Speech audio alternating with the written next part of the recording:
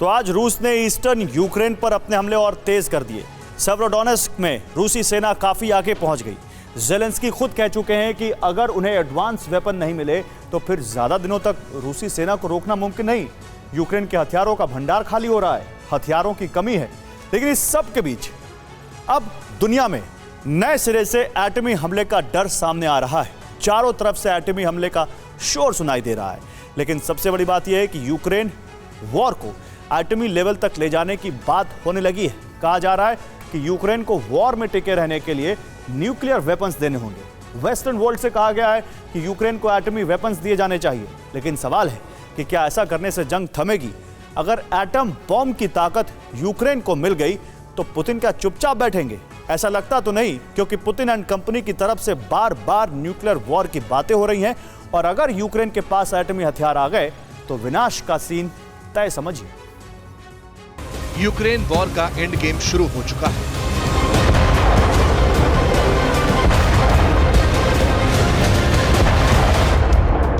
किसी भी वक्त पुतिन डोनबास को कब्जे में लेने का ऐलान कर सकते हैं। रूसी फौज को सेकंड फेज में जो मिशन दिया गया था वो करीब करीब पूरा होने वाला है। जहां फ्रिक्शन पॉइंट्स हैं, जहां फाइनल बैटल जारी है, वहां पर यूक्रेन की सेना अब बैकफुट पर है। वेस्टर्न वर्ल्ड की तरफ से जिन हथियारों को देने का वादा किया गया था उनके आने का इंतजार अभी तक है। और जो बम बारूद मौजूद है वो किसी भी वक्त खत्म हो सकता है। इसका मतलब ये कि ज़ेलेंस्की के पास रूस की शर्तों को मानने के अलावा इस जंग में अपनी जमीन खोने के अलावा फिलहाल कोई ऑप्शन नजर नहीं आता। इसलिए कई एक्सपर्ट्स भी ये मानकर चल रहे हैं कि अब रूस का पलड़ा भारी। मगर रूस यूक्रेन जंग को लेकर यूरोप की तरफ से ऐसा सिग्नल मिला है जिससे युद्ध की दशा और दिशा 360 डिग्री घूम सकती है। यूक्रेन का पलड़ा भारी रह सकता है। कुछ अहम सवाल हैं जो रूस को चुभ सकते हैं, जिनसे पुतिन परेशान हो सकते हैं। क्या यूक्रेन को एटम बम मिलने वाला है?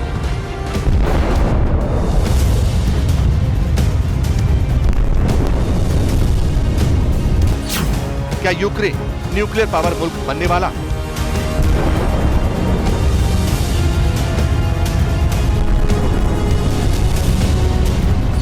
ज़ेलेंस्की को एटम बम मिलेंगे, पुतिन क्या करेंगे?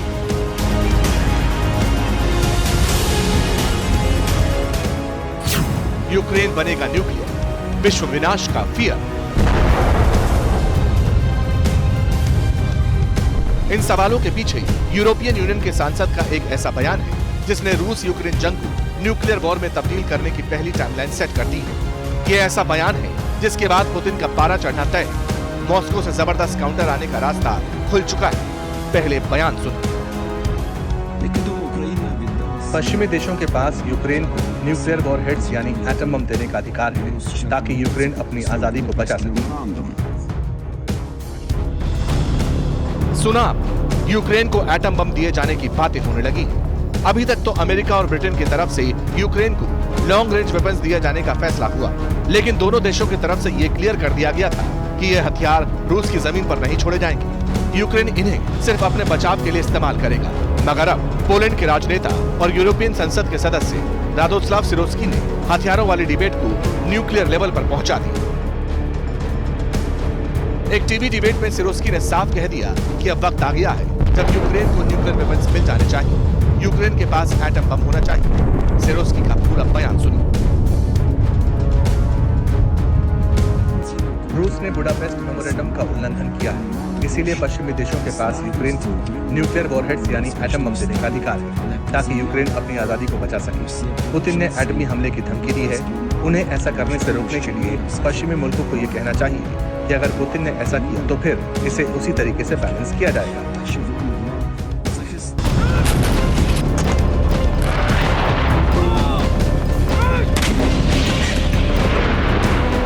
अब जिस बुडापेस्ट मेमोरेंडम की बात हो रही थी उसे समझने के लिए 90 के दशक में लौटना होगा। वो वक्त जब यूक्रेन सोवियत संघ का हिस्सा था। सन 1991 में सोवियत संघ से आजादी मिलने के बाद तक arms control association of US के मुताबिक सन 1991 में सोवियत संघ से आजादी मिलने के बाद तक यूक्रेन के पास दुनिया का तीसरा सबसे बड़ा परमाणु जखीरा मौजूद था। यूक्रेन के पास 1990 एटम बम, 176 आईसीबीएम और 44 स्ट्रैटेजिक बॉम्बर्स मौजूद थे। लेकिन आजादी मिलने के बाद यूक्रेन परमाणु अप्रसार संधि वाले गुट में शामिल हो गया। इसका मतलब यूक्रेन को अपने सभी न्यूक्लियर वॉरहेड्स को खत्म करना था। इसके लिए 1994 में बुडापेस्ट मेमोरेंडम वाला एग्रीमेंट भी हुआ। इसके जरिए रूस, अमेरिका और इंग्लैंड ने यूक्रेन को सुरक्षा देने का वादा किया। इसी एग्रीमेंट के जरिए कहा गया था कि यूक्रेन को उसके न्यूक्लियर वॉरहेड्स खत्म करने के बदले रूस को अपना एटमी जखीरा देने के बदले तीनों देशों के जरिए सुरक्षा प्रदान की जाएगी। इसका सम्मान यूक्रेन ने किया।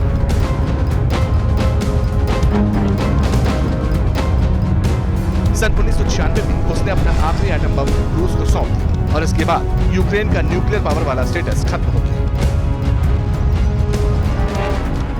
मगर अब इसी बुडापेस्ट एग्रीमेंट का हवाला देकर कहा जा रहा है कि पश्चिमी मुल्क यूक्रेन को एक बार फिर न्यूक्लियर वेपन से लैस कर सकते हैं।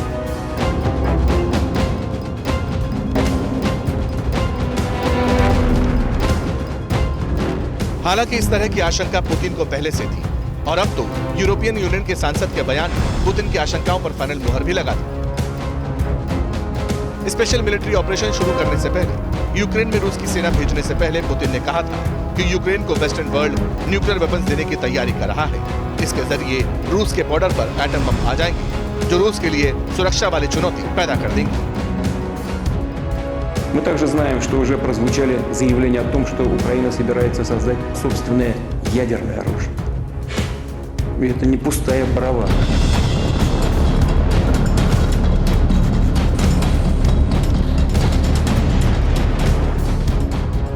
हालांकि जिस तरह के बयान पोलैंड के राजनेता की तरफ से दिए गए, उसने एक बार फिर पोलैंड को रूस के प्राइम टारगेट पर ला दिया। इसीलिए पोलैंड के दूसरे नेता भी सिरोस्की के बयान से किनारा कर रहे हैं। रूस के एक सांसद बाटोस कोवानाकी ने कहा, सिरोस्की का बयान रूस को एटम बम के इस्तेमाल से रोकने के लिए है, लेकिन ऐसा होता नहीं है।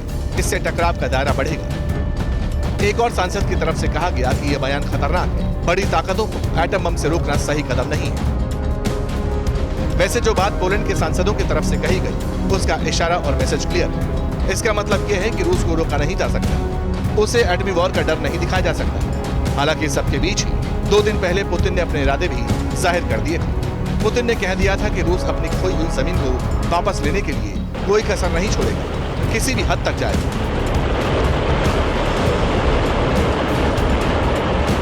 पुतिन ने रूस के राजा पीटर द ग्रेट को याद किया और इसी बहाने स्वीडन, फिनलैंड और बाल्टिक देशों को धमकी दे दी। पीटर द ग्रेट ने 21 साल तक नॉर्दर्न वॉर वाली जंग लड़ी। दुनिया को ऐसा लग सकता है कि रूस के महान राजा ने स्वीडन के खिलाफ जंग छेड़ने का ऐलान किया था। उन्होंने स्वीडन से कुछ लिया, लेकिन ऐसा नहीं है। उन्होंने स्वीडन से कुछ नहीं लिया, बल्कि जो रूस का था उसे वापस लिया। भले ही पूरा यूरोप उसे स्वीडन के नाम से जानता है, लेकिन ऐसा लगता है कि अब उसे वापस लेने का वक्त आ गया है।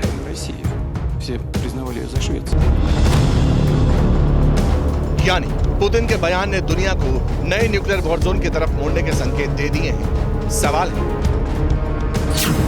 यूक्रेन के बाद अगला बम स्वीडन पर गिरेगा?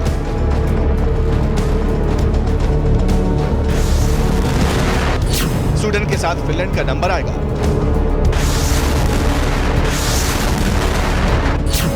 बाल्टिक देशों पर कब्जा करने वाला है रूस।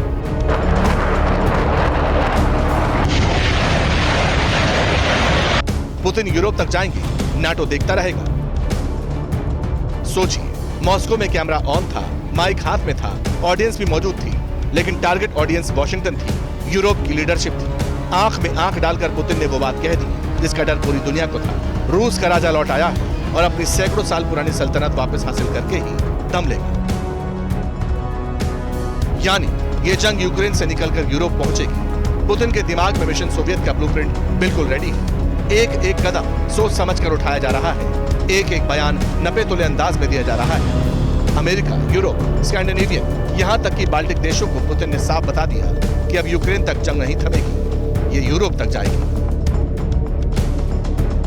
अगर नाटो ने फैसला कर लिया कि वो हमारे बॉर्डर पर कोई भी हथियार रख सकता है और यूक्रेन इन हथियारों का इस्तेमाल करेगा, हमारे एटमी पावर प्लांट पर अटैक करेगा, तो फिर रिएक्शन होगा और इसी तरह से सब कुछ आगे बढ़ता रहा तो फिर बाइकाल झील में कुछ म्यूटेंट्स को छोड़कर कुछ नहीं बचेगा। एक बहुत बड़े एटमी हमले में सब कुछ बर्बाद हो जाएगा।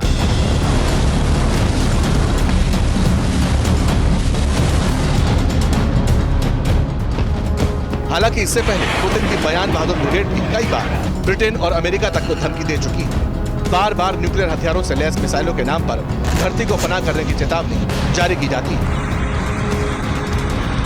लेकिन जब से पोलैंड के सांसद ने यूक्रेन को एटम बम देने की मांग की, तब से लगने लगा है कि रूस का फोकस शिफ्ट हो चला है। अल अरेबिया के हवाले से खबर आई कि रूस ने पोलैंड में बढ़ रही नाटो फोर्सेस की मौजूदगी को लेकर बड़ी धमकी दी है। रूस के विदेश मंत्रालय ने कहा कि किसी भी खतरे को देखते हुए हम मुंहतोड़ जवाब देने को तैयार हैं। इंटरफैक्स न्यूज एजेंसी के मुताबिक ये धमकी यूरोप में रूस के विदेश मंत्री के प्रतिनिधि ओलेग टैपकिन ने दी है। 2 दिन पहले ही 9 सेंट्रल और ईस्टर्न यूरोपियन देशों ने ईस्टर्न फ्लैंक में अपनी मौजूदगी बढ़ाने को कहा था। इस मीटिंग में बुल्गारिया, चेक Republic, Estonia, Hungary, Latvia, Lithuania, Poland, Romania, Slovakia के लीडर्स शामिल थे। पिछले महीने भी इसी अलायंस के डिप्टी जनरल ने कहा था कि नाटो पूर्वी यूरोप से फौज हटाने के लिए बाध्य नहीं है। अब दुनिया को लगता है कि रूस की ऐसी धमकियों का आधार उसकी नई मिसाइल टेक्निक है, उसकी मॉन्स्टर मिसाइलें। चूंकि अब रूस अपनी सरमट 2 मिसाइल का दोबारा टेस्ट करने वाला है, इसलिए यह खतरा और बढ़ चुका है। वेस्टर्न मीडिया की तरफ से बार बार इंडिकेशंस दिए गए कि रूस सरमट 2 मिसाइल का नया टेस्ट करने वाला है और इसके लिए उसने जगह तक आइडेंटिफाई कर ली है। नोट करने वाली बात तो ये भी है कि रूस ने वो इलाका चुना जो क्षेत्रफल में इंग्लैंड जितना ही बड़ा है, यानी सीधे तौर पर ब्रिटेन को ललकारा कर न्यूक्लियर वॉर की चेतावनी जारी कर दी गई। आपको बता दूं कि सरमट 2 जैसे मिसाइल किसी बड़े महाद्वीप के आधे हिस्से को पूरी तरह बर्बाद कर सकती है, लेकिन उसकी एग्रेसिव पॉलिसी की वजह से हम ऐसा नहीं चाहेंगे। हम लगातार इस्कंदर और किंजल मिसाइलों को भी बना रहे हैं। इस सब के बीच थोड़े दिन पहले ही रूस के स्पेस प्रोग्राम के चीफ का भी बयान आया था। सरमत मिसाइल को लेकर उन्होंने साफ कर दिया था कि उनकी ये मिसाइल न्यूक्लियर डेटरेंट के साथ साथ दुनिया को रूस की ताकत दिखाने का भी मादा रखती है। रूस ऐसी 46 मिसाइलें बनाने वाला है। कई मिसाइलें साइबेरिया में तैनात की जाएंगी और ये मिसाइलें अमेरिका के आधे से ज्यादा कोस्ट को खत्म कर सकती हैं। जाहिर है ये बयान दुनिया को एटमी जंग की तरफ धकेलने के लिए काफी है, लेकिन बात सिर्फ रूस और यूक्रेन की नहीं, चारों दिशाओं से तबाही और विनाश के संकेत दिखाई देने लगे। चीन से लेकर कोरिया और ईरान तक में भी न्यूक्लियर वॉर का सीन बनने लगा है। परवाह देश की, सोमवार से शुक्रवार रात 10 बजे TV9 भारतवर्ष पर।